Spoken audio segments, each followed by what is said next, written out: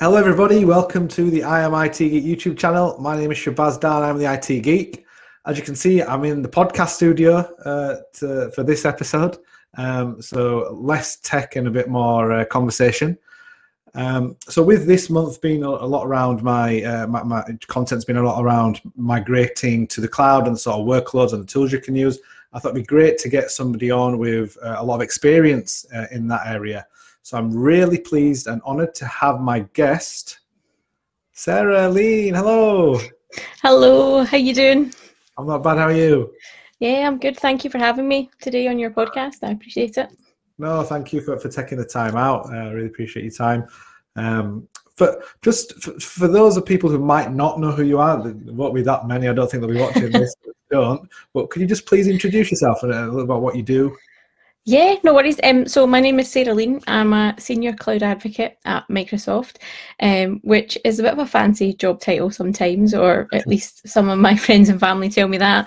But what it really means is that my job role is to engage with the Microsoft community and try and help them understand some of the technology that we have at Microsoft, whether that be, answering questions that you might have. So I do spend a lot of time on social media answering questions, or filling in gaps or helping the documentation be better, whether that be creating videos, blog posts, whatever it may be, trying to make it much more palatable sometimes and figuring out how to use some of these amazing technologies that we have at Microsoft. So I think that explains my job. It does actually. So obviously I've seen there's obviously a few, there's Shannon Keane, who I've spoken to before, and there's yourself. I actually didn't really understand. I thought it was more customer focused, but it's actually more community focused.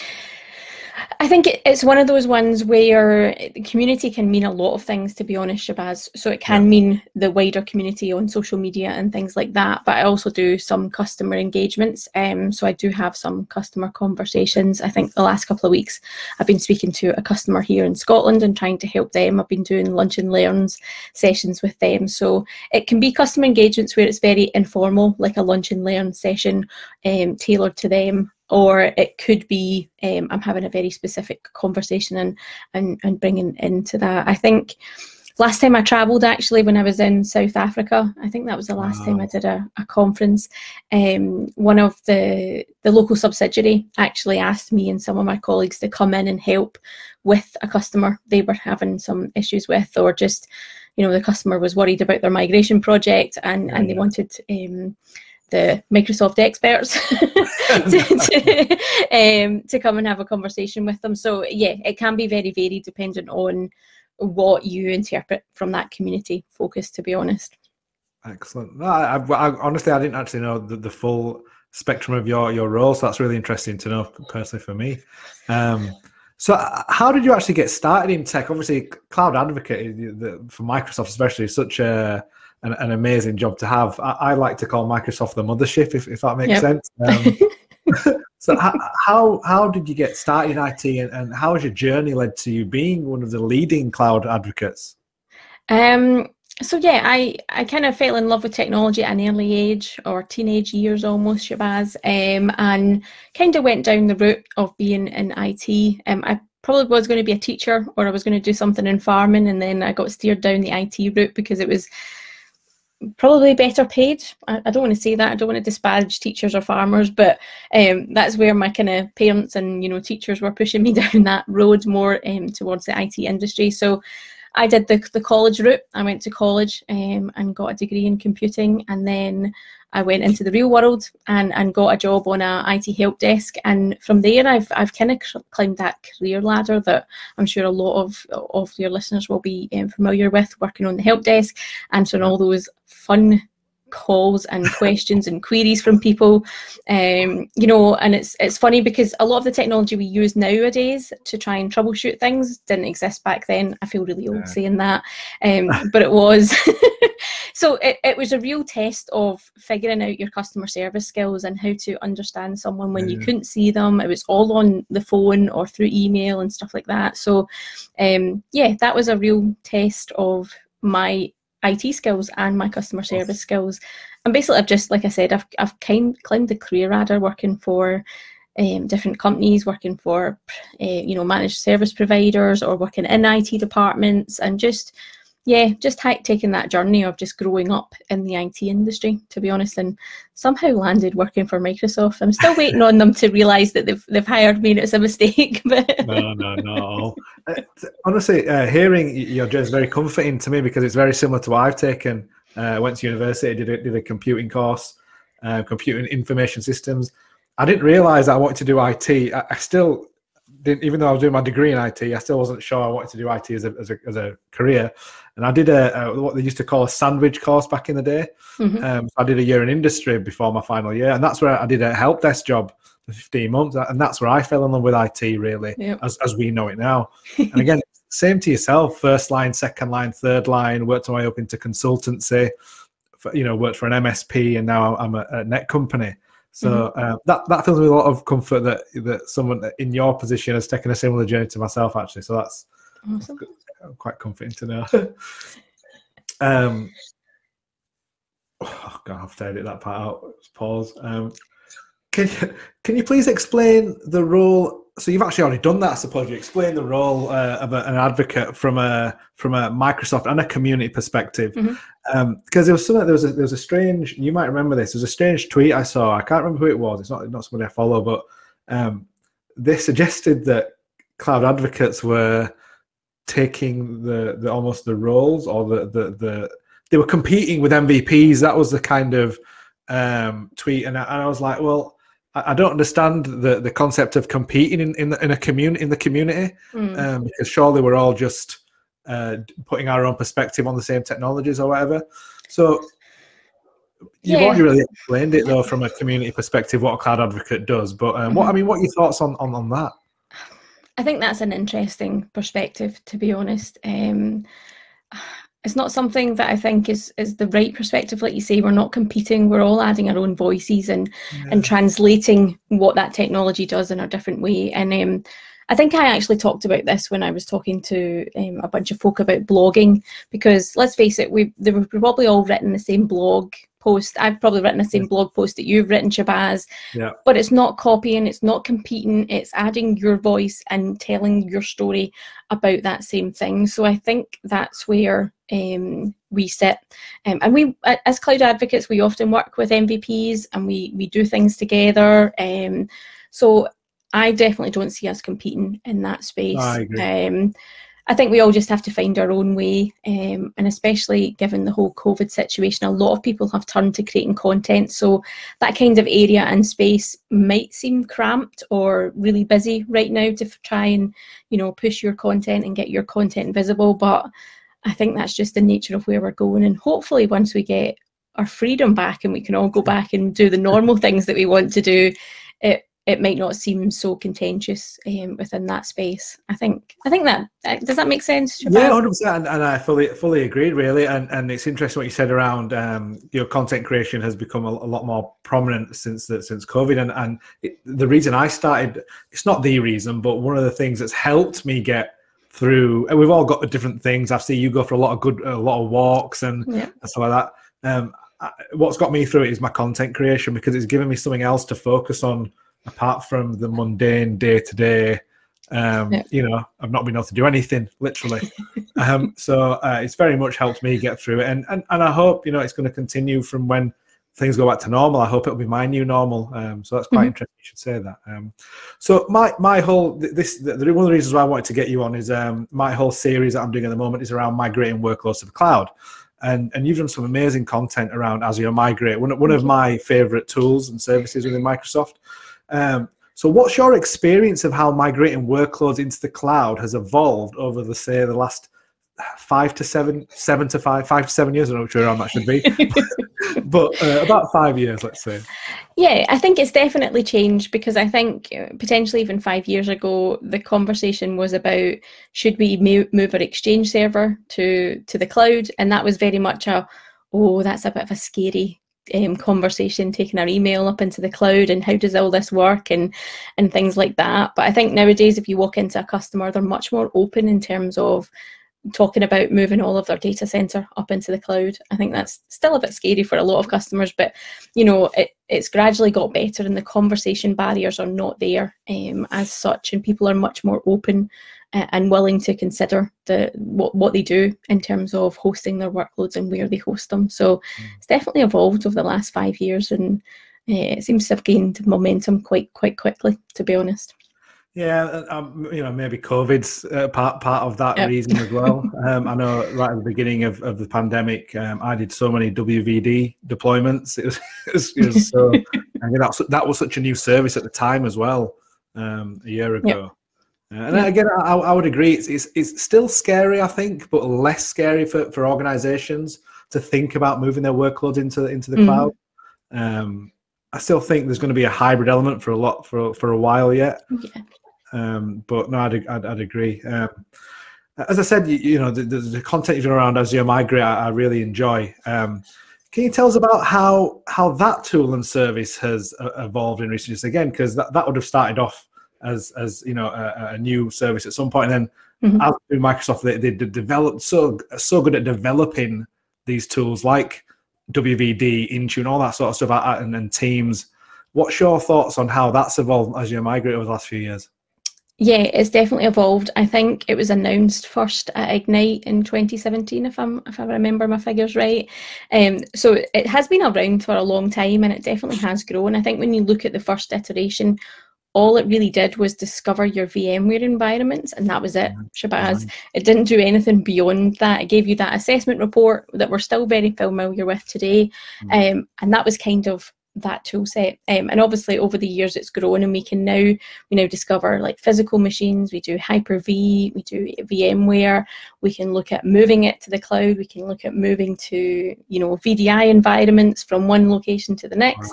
We can do things with Databox, it's just such a powerful tool, Shabazz. And I think when you look at the price point as well, when it's mostly free, it genuinely is one of those free tools. You start to pay when you do the migration, and you start to store a lot of performance data in terms of the log analytics workspace. But even then, it's not expensive. It's definitely a tool that you can use without having to go to your CFO and ask for budget for this project. You can probably kick this off potentially on a company credit card, which is maybe not the right way to start Azure subscriptions, but it's one of those ones where it's frictionless to even start having that conversation and building that business case, so you can then go to a meeting and say, right, we hear some information about migrating to Azure, this is potentially what it would look like, here's some cost figures. You can start giving that conversation actually some real meat on the bones, instead of just going to a meeting going, can we move to Azure? And they're like, how much does it cost? No idea. Are we ready to move to Azure? No idea. Azure Migrate gives you that. It gives you some of that feeling around that, and gives you a chance to really understand what you can do. So yeah, it's definitely my favorite tool, to be honest. I think it's so powerful. And yeah, the teams are constantly growing. I think right now they've got in preview a feature where they can help you do that app modernization, which a lot of people are doing. So it can help you look at your application and then containerize it. So that's definitely an area where I think is going to be really interesting for the team to evolve in, because I'm sure you've done this yourself, Shabazz, with customers. Everybody's application is different, and trying to containerize something isn't just a one-stop shop. It doesn't just go here and then over here, and that's you containerized, good to go. You've modernized. There's steps in between that. So it's interesting to see the team do that and try and figure out how they can really give customers the tools to move and modernize instead of lifting and shifting. But then I'm not against lifting and shifting. There's always a place for that, to be honest. I think there's always room for that. But it's definitely grown over the years, the tool. A few interesting points there, actually. You mentioned obviously Azure Migrate is pretty much free. I like, it's very, say, clever or smart. Microsoft do that with a lot of their migration tools. So you think a SharePoint migration tool, which I've done a video on recently, that's free. Download it for free, and but then you're paying for your subscription when you get into SharePoint, obviously. With Azure Migrate and you like migrating Exchange, like migrating 365, Exchange to Office 365, sorry, Exchange Online. That is, unless you use a third-party tool, the Microsoft do it native way is free. Mhm. So it's really good that they do that to facilitate people migrating to Microsoft Public Cloud. Sorry, Yep. go on, you can say. Well, I was just saying, if you're talking about a migration or looking to do a migration, you actually want to spend the money and the cash in your budget on the actual migration, not the tool that assists you. Not that I'm against third-party tools. That's absolutely not the case, because I've used third-party tools sometimes for some of my Office 365 migrations, but that's where people want to focus their budget, right? They want to focus on the migration. They want to focus it on the actual value, not the tool that they're going to use for 3 weeks or 4 weeks, and then it's going to sit in a cupboard somewhere and not be used ever again. So yeah, I'm a big fan of Azure Migrate and how the price point of it.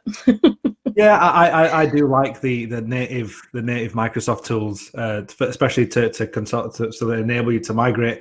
The app stuff you said is very interesting, actually, because obviously Azure Migrate's traditionally an infrastructure, as in the virtual machines. It's funny as well. You mentioned it started off as an assessment tool for VMware workloads, but you would have thought it would have been Hyper-V because that's a Microsoft tool. Yeah. But with the app stuff, that's very interesting, actually, that they're moving in that space. It does make sense. Yeah, definitely, because I think that's one of the questions I often get asked. How do I modernise my app if I don't want to go down the infrastructure as a service route, or I don't want to go down the web app route and I want to look at something else? So yeah, hopefully we'll see some interest around that. I think it's in public preview. But yeah, it's definitely an interesting thing that the team are exploring. So we'll see what happens around that. No, thank you. We'll keep an eye out for that. So as well as Azure Migrate, are there any other sort of native Microsoft tools that you've historically used to migrate workloads into Azure? I mean, I think I mentioned SharePoint on migration, so I've used that. Is there any you've kind of used in the past?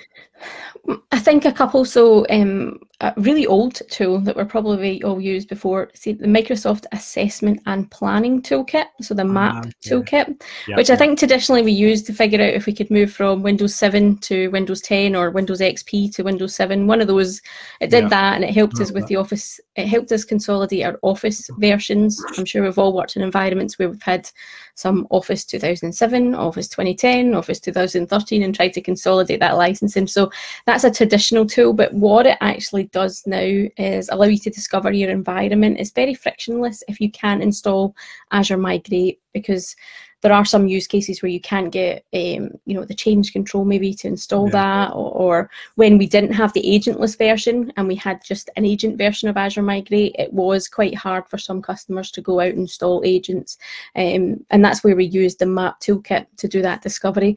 It didn't give you the same level, and it still doesn't give you the same level of detail around your environment that Azure Migrate will give you, but it gives you that, again, that talking point, that starting point for having that conversation and showing the value of migrating. And then there's obviously Azure Site Recovery, which was our migration tool back in the day when we didn't have the facility within Azure Migrate. But as the name of ASR suggests, it's the site recovery, it's a disaster recovery tool, so it was never really intended to be the migration tool. So yeah, I used that. I think some people still use it, I think, because they're familiar with the process and things like that. And I think if you actually look under the hood of Azure Migrate, it does use the ASR engine. So yeah, you see some of the things that you have to, the XEs and some of the service names are still ASR and things like that if you look under the hood of Azure Migrate. But we're trying to steer customers away from using ASR as the migration tool. Use Migrate, and ASR as your disaster recovery tool. So I think that's the two that I've probably used in terms of native tooling. I think what probably makes you the ideal person for the sort of cloud advocate role is the fact that you've done the whole first line, second line, third line, MSP sort of stuff. So you've actually been on the other side of it. So the pain that you mentioned, talking to customers on the help desk, and you felt that pain, so you can understand and empathize with the people that you're speaking on a daily basis, basically. Yeah, I once worked with someone who had come out of university and then started working in IT and just used the cloud, Shabazz. He had never used anything on-prem. He hadn't even seen a Windows Server 2008 box. Wow. He didn't know what MMC snap-ins were or any of that. So he was great in terms of talking about the cloud technology and being dead enthusiastic. But then when it came to some of the things, he didn't know how to RDP into a server and connect to that kind of stuff. So yeah, I think without blowing my own trumpet, I think that experience and all that legacy experience that I have has enabled me to kind of not almost fast track, but I'm sure you're feeling it this the same. A lot of the scenarios you've faced in your career can translate into helping people dial into why they maybe want to use the cloud, or why they want to pick this product, or you know, you can relate, like you said, to the pain that they've had over the years, and understand their concerns. So yeah, the past years have not been a waste. I put it that way. Definitely. If you don't mind, just moving away from the tech side of Microsoft and all that sort of stuff, what might you talk a bit about community? So you obviously run the Glasgow Azure user group, which is it's always had so much great content, and a pretty big following as well, which is one of the points I want to talk about. How did you engage people when you first started? So you've probably seen that myself, Imran, and Sajid have started the Bradford Cloud user group, and we're having a ball with it. We honestly are. But the hardest thing that I think we're finding is engaging people. And it might be because it's, you know, people have got virtual burnout or whatever. But when you first started the Glasgow one, how did you work on engaging people? It's a hard question to answer, I think, because when we started the user group, it was several years ago, and everything was in person. So we had that kind of advantage of being able to bribe people with free pizza and beer and things like that. But yeah, it still wasn't easy. It still wasn't easy to start the user group, because when I started the Glasgow Azure user group, it was because there was no other Azure user group in Scotland. The nearest one was London, which isn't an easy commute to do after work, right? And then get back in time. Different country, technically. Exactly. So that's why I started that user group.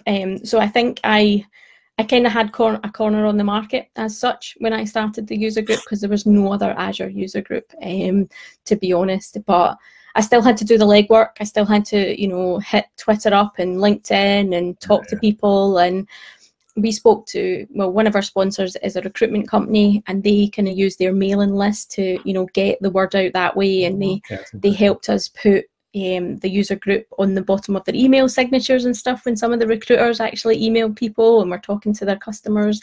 So, you know, that kind of word of mouth and just building up that great community did take a long time, and yeah, I still have to do that same effort even now, although a lot of people know about the user group and we've got a cadence and things like that. It still requires a lot of effort in the background, and yeah, that's definitely something I have to still spend my time at weekends promoting and, you know, thinking of new ways to grab people's attention. But it's fun. You know, I think I've told this story a few times, but I actually got my job at Microsoft through the Azure user group. Someone from Microsoft came to the user group and was involved in helping set it up, and then recommended me for a job as a cloud solution architect at Microsoft. I got the job, and that kind of, you know, that I tell that story because I try and encourage people to come along to user groups and show them the power of networking. Yes, you learn a lot about the speakers, or you might not learn anything, because I've sat through some talks where it's talking about coding and development, and I'm like, I have no idea what this is. Goes completely over the head, right? Because I'm not a coder, I'm not a developer. But the people that I meet, the conversations, you know, the traditional business card kind of exchanges that you do, you have no idea where that's going to lead you to. It could be your next role, it could be, you know, the next person that will help you with your Azure migration or something like that. There's the possibilities are truly endless. And now that the virtual environment is there, or we're forced to do it virtually, it gives you a wider scope of doing that network, and you get to meet so many different people, and you get to invite different speakers. So it has its advantages, but I'm definitely looking forward to getting back to organising in-person meetups, to be honest, and all the headaches that come with that. But I'm definitely looking forward to doing that and getting back to that, and yeah, seeing people again. Have you got any sort of rough idea of when you might start doing in person again? Because we were discussing this between us, and yeah, it's obviously it's different. Everyone's different. I know, it's a tough one, I think. In Scotland, Scotland has different rules, I think, from you guys down in England very much. So so we're still not open in terms of pubs and restaurants. So it's not going to be soon. I think if we do it, it'll be the tail end of the year. It'll be very much being mindful of everybody, that people want to come back to these in-person events, but some people, and myself included, aren't willing to go into crowds without a vaccine. And I know that's obviously a risky subject as well. Some people are for it, some people are against it, but that's my position. So I'm not going to put myself in a position just to have a bit of pizza with everybody for, you know, the sake of a user group, which sounds horrible, Shabazz, but no, it sounds quite sensible. Like I said, everyone's very different. We like we said, we were discussing it, and we weren't sure if we should do it more towards maybe the back again, like you said, England have their own roadmap, and potentially towards the back end of the. I mean, again, we're not planning anything, but like towards the back end of the summer, but we're playing it by ear. I think that's what most people will do. And you're 100% right, Sarah. You know, if you should do what you feel is best regarding, you know, vaccine. Like I said, everyone's got a different opinion of it. Some people are for it, some people are against it. But at the end of the day, it's your user group. You've got to feel safe there yourself, you know, and you know, and make sure, because there will be other people in your same mindset as well. So you need to make sure they feel safe. You know, the people who don't believe in the vaccine, they'll feel safe anyway. So.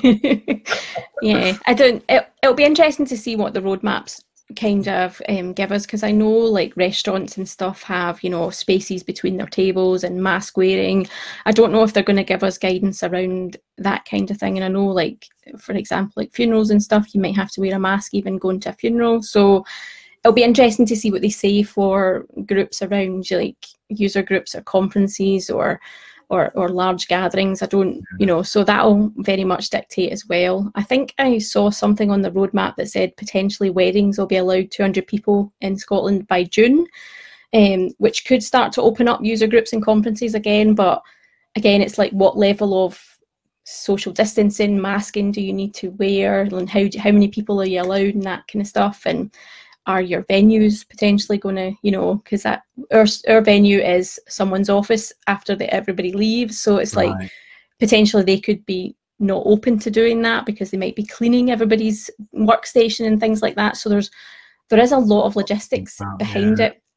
So it's definitely going to take a while for us to figure out all of that and figure out the right balance of doing all of this again. So yeah, I think that's something I think some people forget. I know you're a user group organizer, so you have some of the same pain points that I have and some of the quandaries that I have.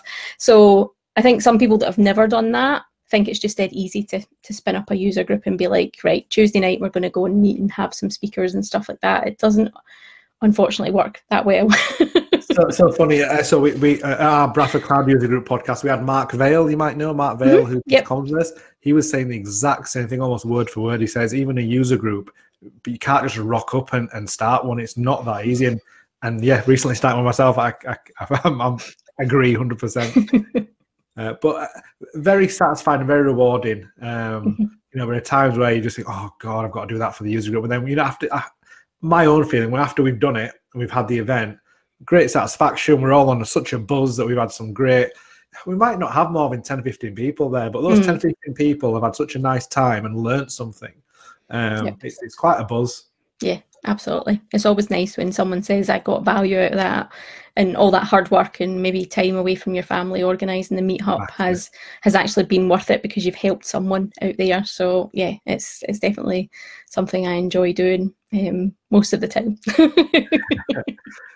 So going into some of your own personal stuff, like your YouTube channel has gone from strength to strength. And from my perspective, I love watching the content, especially like the updates and stuff like that. I really enjoy watching those, and it's all really engaging. How have you found that journey of growing your video content compared to, you know, like blog site content? Because there's obviously a huge difference. Blog writing is very, I think you need to be very focused for that and very committed. I found anyway that I need to be very committed for that. What's your thoughts on that? I think I started my YouTube channel really when I was on the verge of getting this cloud advocate job, and I was doing more public speaking, and I was getting prepared for the thought of actually doing more videos on film. I thought it was going to be in studios and stuff like that, but obviously it's more at home these days. But that's why I started that YouTube channel and those weekly updates that you mentioned, Shabazz, because I wanted to get more familiar with eyeballing this camera and figuring out how to do the framing, how to do lighting, how to do all the things that you have to do. So it was really a pet project, and whether anybody watched it was not my goal, to be honest. Yeah. It was more about me learning. And I think if you watch back to the very first ones, or the very, the first handful ones, I'm not looking at the camera, Shabazz. I'm like away over here looking at something else. And it's really awkward. It's horrible. Like, it's horrible and cringy for me to watch. But it's a journey, and if you watch through all of them, you'll see that I get a bit more engaging with the camera. I think more about not always doing them here in this location in my home office. I've started to try and go outside where I can and give people just a little bit of something different from it. So yeah, it's been a learning curve for me. That's why I did the YouTube channel. It's still why I kind of continue to do it, because again, I get to learn something new, and it's still a new journey for me. I've been blogging for 6 or 7 years now, I think, and I enjoy doing that. I actually wrote a blog just before I joined you on this podcast, so I do enjoy it at times, but there are other times where it's really hard to put my thoughts down on paper as such, and actually tell that story in a legitimate way, where it's a hell of a lot easier, I think, sometimes to turn on the camera and just ramble away or demonstrate something. If it's a screen share, if I'm showing somebody how to set up something, it's a lot easier just to do it as a video than sit there and screenshot something and put it in words and then go, you're clicking this box because X, Y, and Z, and then find the supporting documentation. I can tell that story sometimes a lot easier in video.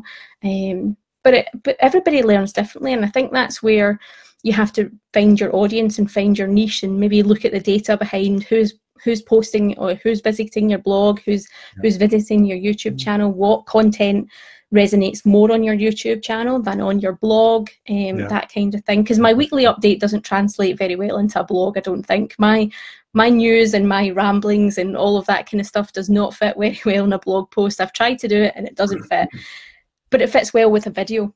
So I think it's just finding what suits video content versus what suits blogging content, and also about how you enjoy it.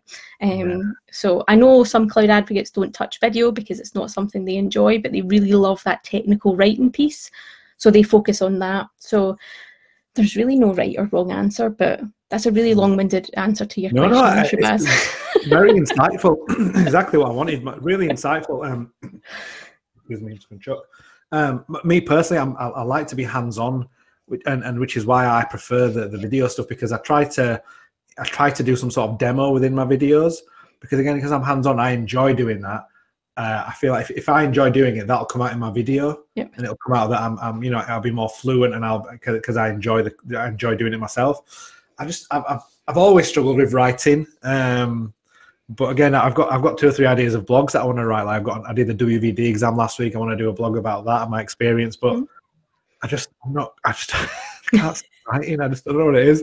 I might try and do a video blog about it, actually. That's quite interesting. But yeah, very similar. I do. And I'm going to try and do some outdoory videos myself. I've got like a little GoPro thing, so I'm going to try and see how that content goes. So you have inspired me to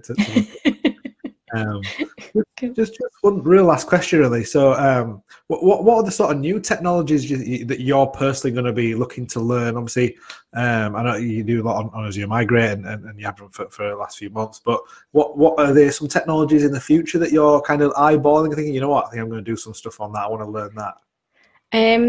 So next, I'm actually preparing for a presentation around networking and load balancing and scaling, which is not necessarily an area that I love, to be honest. I'm not a networking person. I can get by. I'm more infrastructure, so I can get by in terms of what I need from networking, but don't ask me really hard questions, and definitely don't ask me to do subnetting off the top of my head, because I can't do that. But it's been really interesting digging into some of the load balancing technologies that we have on Azure, because there's a load balancer, there's an application gateway, there's the front door, there's CDN, there's a whole host of things that kind of do the same thing, Shabazz, but don't all do the same thing, and you never know which one you're supposed to put in front and how they pair up together, and do they pair up together.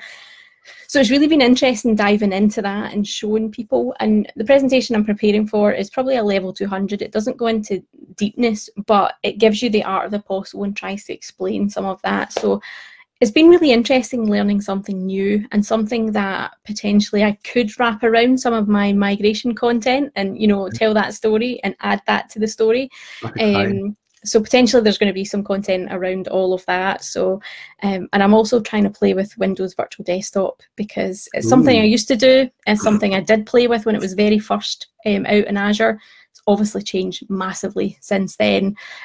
So I'm trying to play with that, but I don't know where I'll take that, because that's an interesting one. And I think there's a lot better people out there that know more about Windows Virtual Desktop than me, but it's certainly something I keep hearing everybody talk about, and I want to figure out a wee bit more of it, rather than passing the buck to someone else. So that's kind of where I'm playing in that space at the moment.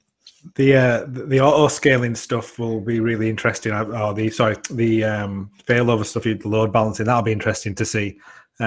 You probably see I'm a WVD fanboy, so I got on that book quite quickly when it came out. It's something I'm quite heavily involved within my day-to-day work as well. I'm actually starting to do Terraform a bit now. Okay. I can just hear everyone booing, but no, it's I've never been big into coding like yourself. I've always been infrastructure, networking a little bit as well. But I just feel that the way infrastructure is going, especially with cloud, people want to be able to automate repeatable tasks. And I just see a lot of the cool stuff other people are doing around Terraform, especially WVD, being able to deploy that. So that's something I've been personally playing with. And it's actually been fun, dare I say. I've been having fun with it. That's the important thing, right? I think I've been saying for ages, I'm going to learn Terraform, I'm going to look at Bicep and learn that. But that fills me with a wee bit of dread, because I am not someone who loves staring at code and figuring out why my code isn't compiling or why it doesn't work because I've missed out some comma somewhere. That fills me with dread, to be honest. So that's why I kind of stay away from it. It's still on my to-do list. I might get to it someday, maybe. I found it quite interesting, actually. But yeah, I'm still very I think I provisioned a VM and a network the other day. That's as far as I got. Nice. I thought, yeah. That's me done for today, but it was yeah, I'm enjoying that, but that's the start of that journey. Thank you so much for making time. As I said, it's been really, for me personally, it's been insightful. I'm hoping a lot of my viewers will get the same as well. So yeah, thank you very much for your time. No worries. Thank you for having me. It's been fun. Thank you everybody for watching. If you've got any comments, please put them in the video comment section. Give it a like, and don't forget to subscribe. I'll also put all of Sarah's socials in the description, and if you're not, for some weird reason, already following Sarah, you need to, her YouTube channel, her blog and everything, her Twitter. But until next time, thank you and goodbye.